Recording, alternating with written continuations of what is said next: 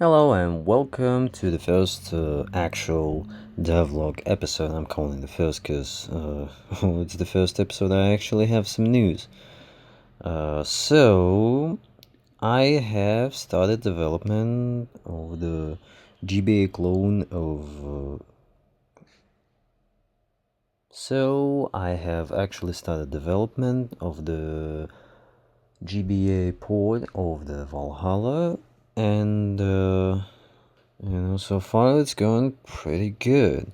Uh, the first news I have, like my personal news.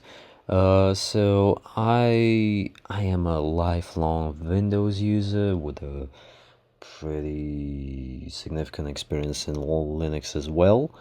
Uh, and well, I've started development on the Windows on my home PC, but here's the thing. Most of my development is actually happening at my workplace because I have a lot of spare time out there, and I'm not gonna hold my home desktop with me. By the way, look at it. It's pink. I like it. Uh, but yeah, I've solved this issue with an unholy combination of Parsec and Steam Link, and it is working so far, but uh, it's it's a pretty bad experience. The image craps out, and well, the worst thing is actually how Parsec handles VPN. It does not handle VPN at all, and if you turn it on, well, you're screwed. You can't connect to Parsec. Uh, either if either the host or the client has VPN, and the internet for me is kind of unusable without a VPN. So yeah, no. Steam Link actually works with VPN, and by the way, yes, Steam Link is still alive and pretty well, but mm, that has its own entire issue. So I need some kind of a laptop. Now I actually own an all reliable ThinkPad T430, and actually it would be pretty good for the GBA development since, well, yeah, there's nothing this thing can't handle in that process. But it's pretty heavy, like 2 kilograms, I think. Uh, it's well power hungry. It's hard, and yeah, it's not that mobile. So I've been watching some YouTube, some old Dankpots videos, and he actually had that MacBook M. Well, I think it was actually M1 review, and he showed some astonishing performance even on MacBook Air M1, which is a fanless little thing, and I actually went ahead and bought it. Uh, so yeah, I went ahead and bought MacBook Air M1 because it's the cheapest one, and I actually need to see if I even like these MacBooks. And I have an Android phone. I'm not planning to like completely turn to Apple, but even without all of these Apple features, it's an incredible nugget. Like, uh, it has an insane battery life, and even though it's a 5-year-old fanless uh, laptop, it performs surprisingly well, and actually, it compiles my games faster than my gaming PC.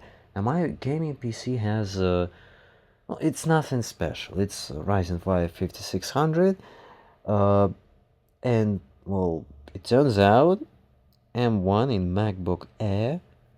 Well, it's well, of course it's 8 cores, but M1 wasn't perfect, and still it beats that Ryzen 5. It is insane.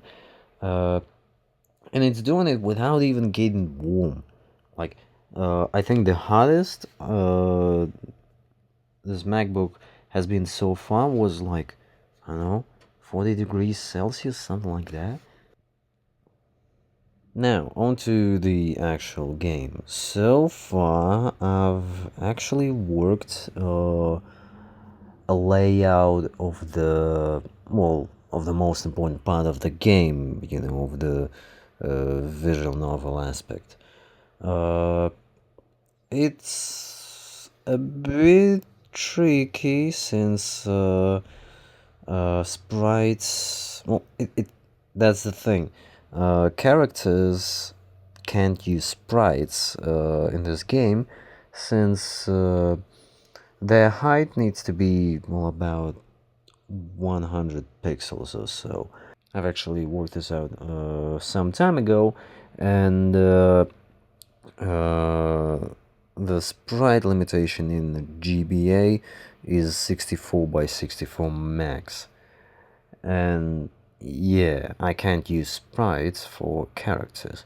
Luckily, I can use backgrounds and affine backgrounds, which is pretty neat, but it introduces its own problems. So, uh, first of all, there are not that many backgrounds that can be displayed at once on the GBA. I believe it's only 4 regular backgrounds and 2 affine backgrounds.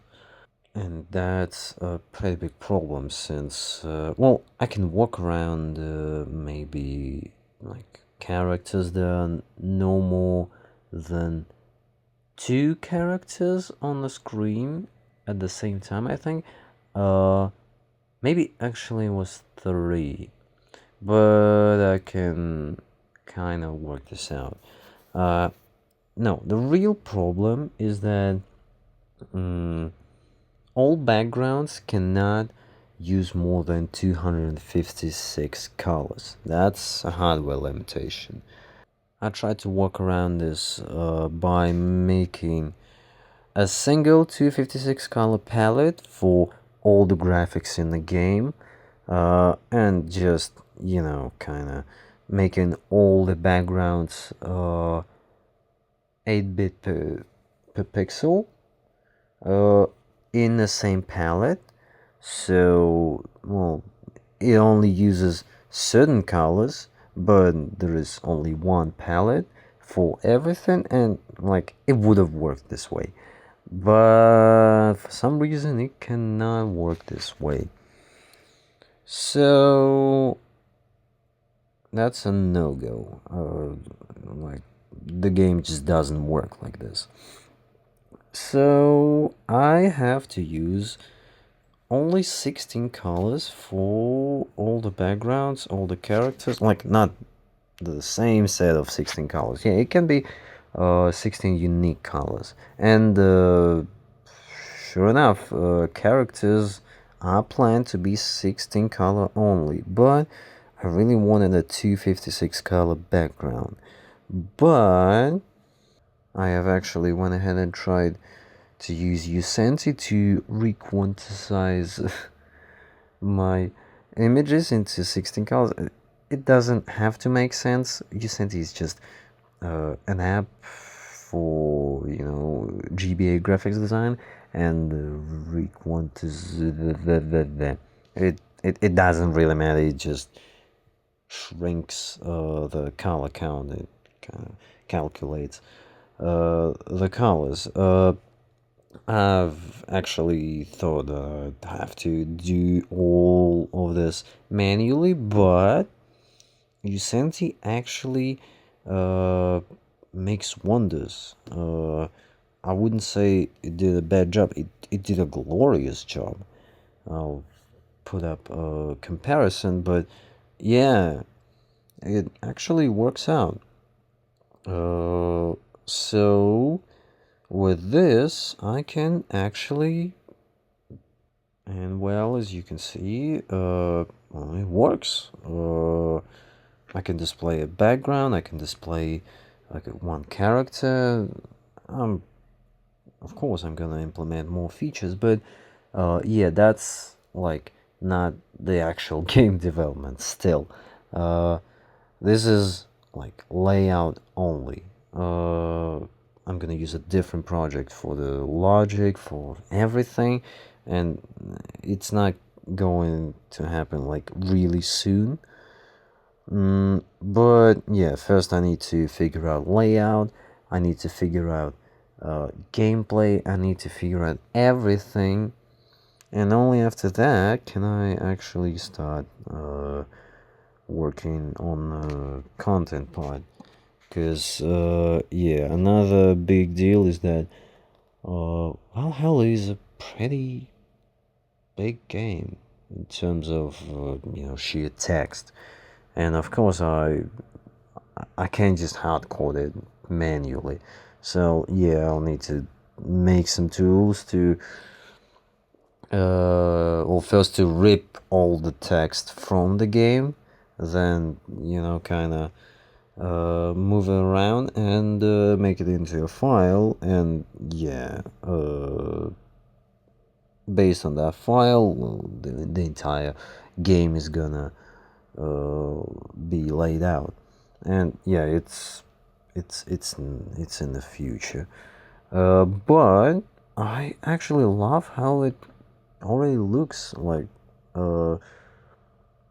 Yeah, I think it works out really well. uh So yeah, I'm all pumped up and working on the project. That's it, I think, for my first devlog. Uh, yeah.